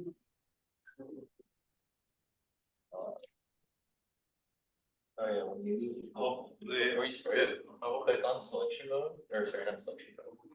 When you, oh, sorry, so go to perspective. And then click on that and then go do cinematic viewport.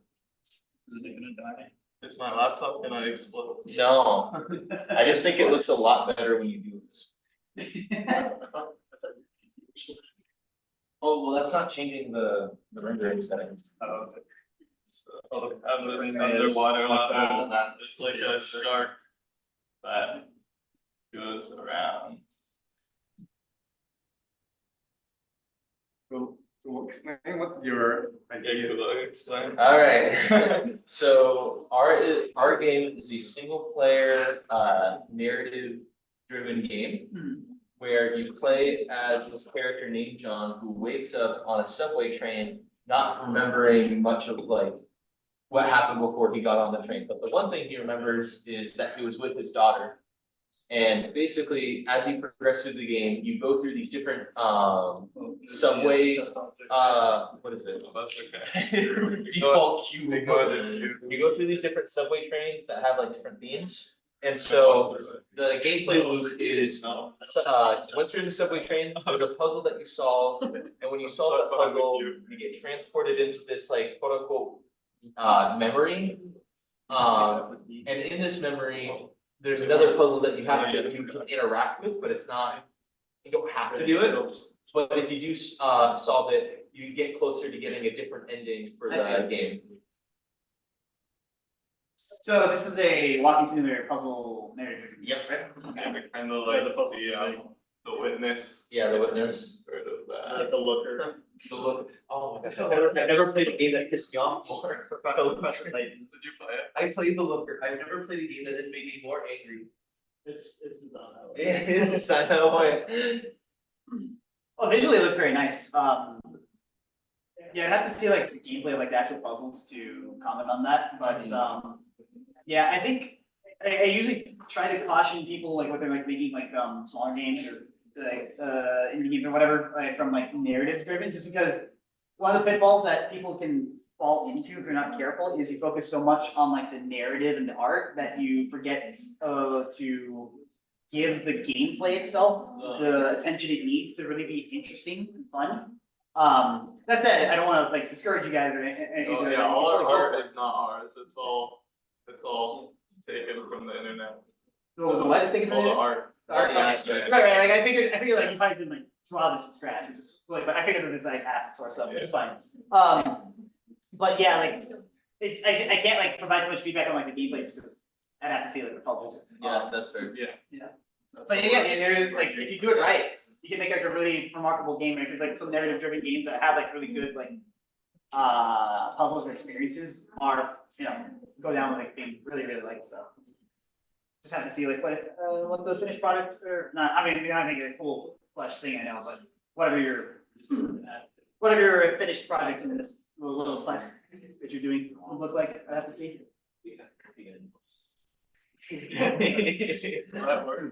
I know, I didn't input into this project sadly, because I was gonna program the entire keyboard, like.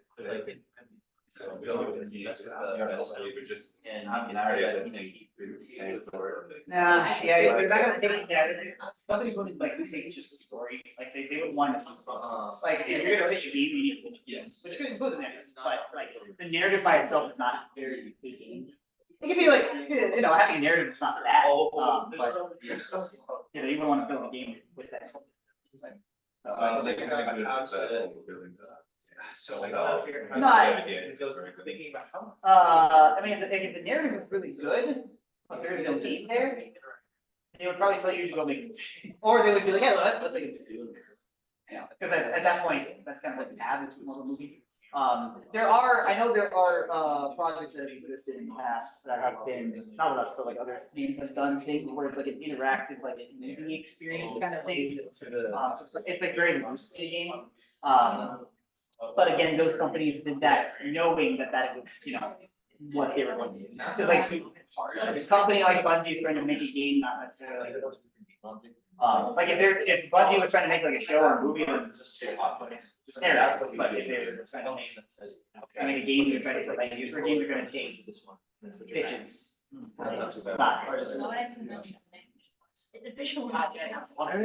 Anybody else?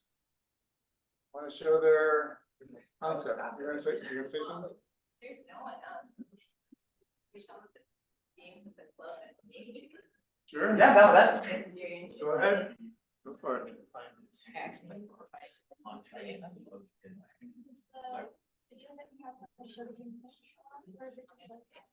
5 seconds each of the game. Like, I think like show a video. Just starting salary. I don't know if I should say that. It was 6 figures. 6 figures, you hear that? Sorry, 6 figures. Your starting salary was 6 figures. Disclaimer, as an engineer, I think artists are still like high. So when is this?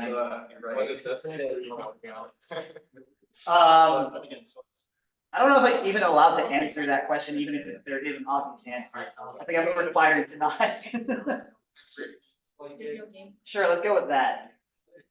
They're putting a range in their carrier web page, you can see that. It could be out tomorrow, it could be out never, it could be out years from now, you don't know, it could be anything. Are you excited for the release? Oh, yeah, I mean, we're all looking forward to, like, it's one of the things, like, seeing the development of the game since 2021, like, it's really cool to see, like, how far along it's come, even though I can't, like, really talk about it, but, yeah, I'm looking forward to when it eventually releases, and when the team has, get ready to say more publicly, like, I'm really looking forward to seeing when it comes out. I'm excited, for sure. Are you allowed? No, I guess not. I don't know what you're allowed to like today. You can ask me the question. Did anything like the trailer? Yeah, I probably can't answer that. If they can't answer that question yet, so. Yes, I mean, we sell merch, but it's all based, all our IP is video game IP. So. Issue, man. Love geometry, so good. Mr. Pocket and Raccoon. Garbage slow.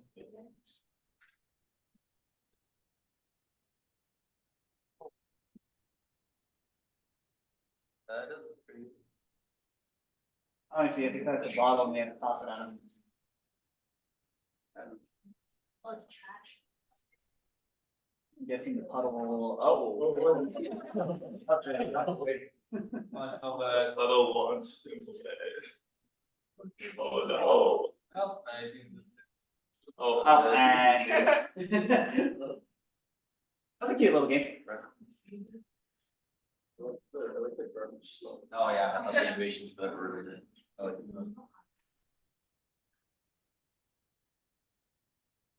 Were these made for game jam or just, you know? Yeah, these are for game jams, so.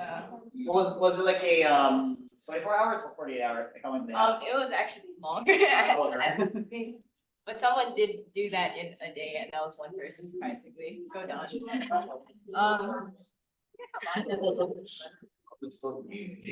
they're around like a month to two, usually like 2 months. Ah, I see. Oh, so these are longer ones, okay. Yeah. But.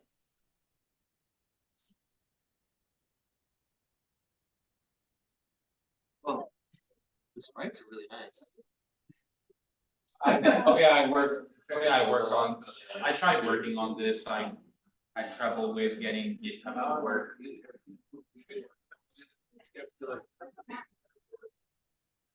Z and the keyboard.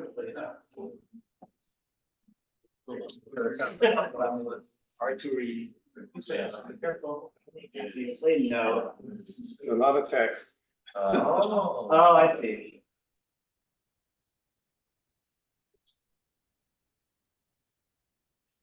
Whoa.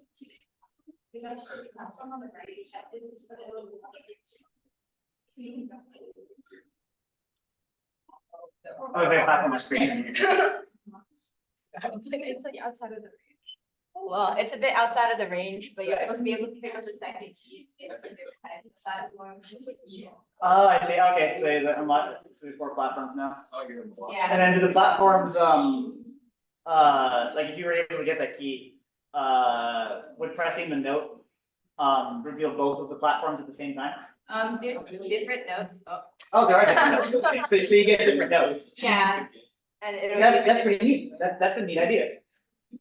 Some of the games that the club has made after words. That's a neat idea. I like it. Another one of those like really simple ideas that has like a unique like kind of feel to it that it's kind of comes like once you have that idea now it's like simple enough that you can really expand on it and build out really interesting levels around it. It's kind of small games that like tend to I don't want to say they like make like the big bucks or anything, but they lead to like pretty good I guess games overall. Pretty interesting ones.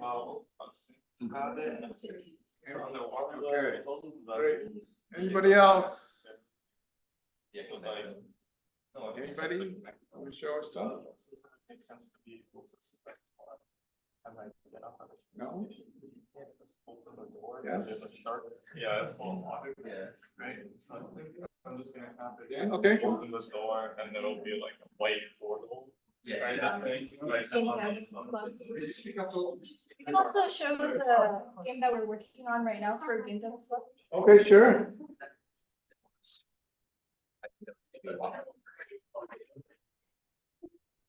I think it's a.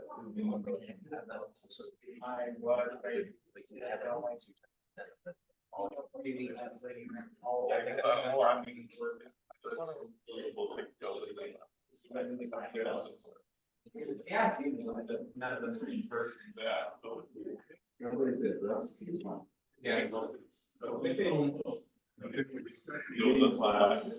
Where people already know how to do all the basics, like taking the first one, but the full on finally do something. Oh, so kind of more like what we did when I took the class, right? We had like the first project, the first one, and then we had like just the second project, right? Well, we're still doing that this semester. Right.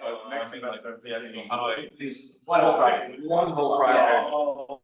Because That they would be already know. interesting to see, yeah. Because it would be cool, yeah, like, what's that, 3 weeks, or sorry, 3 months? So I can set it up. It's just so- learning. All mistakes. Yeah, then you can start over from scratch, but you can start over now knowing what you're doing. Yeah, that would be interesting. That'd be interesting to see how that would go. That's just like. Okay. Or something that could probably just slurs that like. Already. Looks good. Looks good, yeah. Word and all, so you can just like. We're already winning artist points with this one. Yeah. Unfortunately for you, I'm not an artist. I think some stuff is broken, but. Yeah, it's that good old error at the bottom. Ah, the memories are coming back to me.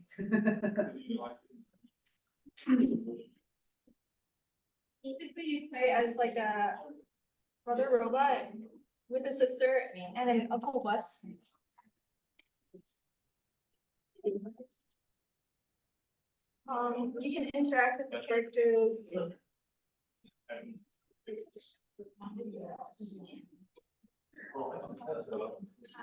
I'm gonna skip it with that.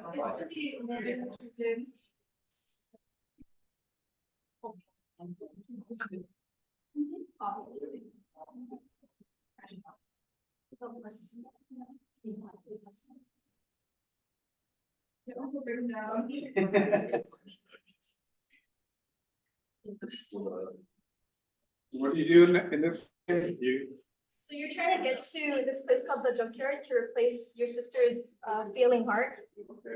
And you can combat via rhythm games. Oh, Oh, I'm in editor mode. Hold on, sorry. Yeah.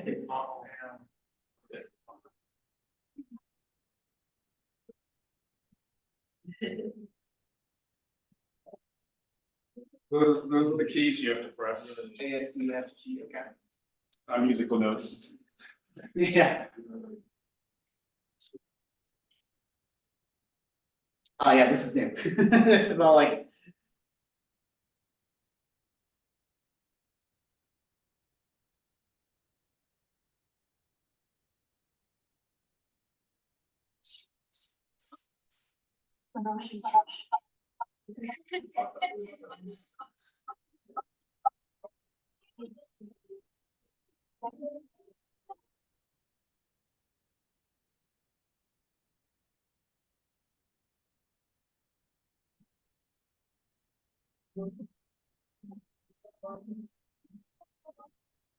Yeah, it's embarrassing. Sorry. No, I mean, it's got a lot of, Oh my God, what's happening? we got a lot of like colorful like art to it. I mean, even though you have like this like gray palette, but like that's the art style, right? Like, you know, you're going for that vibe. And obviously visually it looks really nice. The gameplay there, you should try to, I mean, if you have time, you should try to like think of like a way to like throw a wrench, not literally, but like figuratively speaking, kind of throw a wrench at that gameplay loop, right? Like everybody's done like the rhythm game before. So I don't know, throw something into the rhythm part there that's maybe like hasn't been seen before, like throw off the player. I don't know. There's like a bunch of different ideas you could try there. Like that could be potentially interesting. Like maybe, I don't know, maybe at some point it goes to the middle and then you have the notes coming from both sides. That could be interesting. Yeah. Oh, and advice about the text. If you find yourself that you're skipping through the text a lot just to get like to the gameplay, like maybe even if like that narrative might be important, maybe change the order of things. Like maybe provide some gameplay earlier on, so that the players don't feel like, oh, I'm sitting through like a bunch of text just to, and then like, oh, finally here's the gameplay. I guess less order and more spacing specifically. Well, just a little bit of both. I would say like order spacing, because right, like in all that text, like there was no like the rhythm gameplay elements up until like after all that text you went through. So you would maybe want to try to get to the rhythm gameplay at some point, fit it in there where it makes sense sooner, and then also perhaps space it differently as well. I mean, depending on the way you do it, you could get your cake and eat it too by having the text appear during the gameplay. You could. It's something you could try. I don't know. It was a rhythm game that might be harder because you're gonna be splitting your attention between reading the text and then Well, I guess when you have some downtime. Sure. Like if you wanted to, like one way, like Undertale did it, right? Like where Undertale was turn-based combat RPG, and Undertale had the text appear from the enemy in between turns, right before they attack. So you get the dialogue, and you didn't have to worry about like putting the dialogue without the gameplay. So it was dialogue on top of the gameplay. And so maybe you do something like that. Like if you're saying this is like combat, right? It's a rhythms combat. Maybe you do that where it's like the chorus or verse or whatever is like your attack sequence or your defense sequence, or maybe you do it where it is turn-based, you do an attack, and then that's your defense, is like doing that rhythm. And so like that's how you determine how much damage you take if you take any damage, right? And then maybe as the enemy gets closer to dying, the rhythm that they're sending at you, it gets harder and harder. That actually is a pretty interesting idea, that you have the setting to try something like that here. And I think it's a really interesting idea that you could explore if you wanted to, of course. It's up to you, you're taking the game. Yeah, just throwing an idea out there. Okay, so there's nobody else. Let's just thank Justin.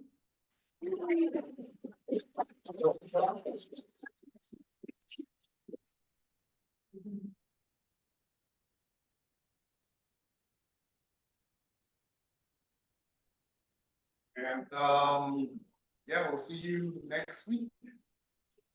Thanks for coming. What's that? Last question? Yeah. Can we connect with you on LinkedIn? Yes, you can. Just respond.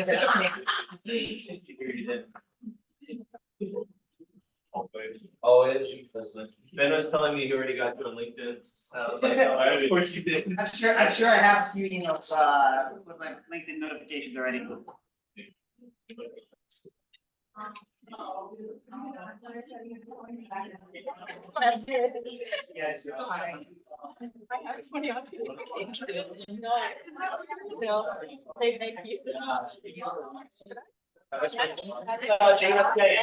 No, thank you. And last name is B as in boy.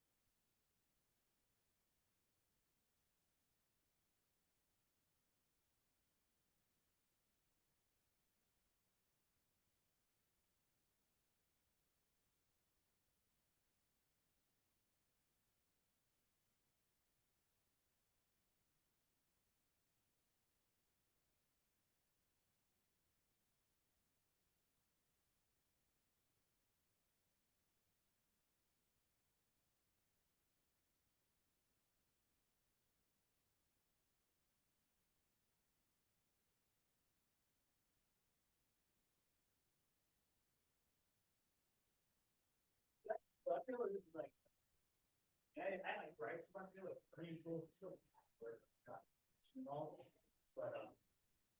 Yeah, the documentation's there. Yeah, documentation's bad, but. The engines, you want to run on your laptop, you don't have a powerful laptop. That's the other thing too, it's a very heavy lift engine. Yeah. It's powerful, but like, there are serious costs You to hit the stop button, so I can. power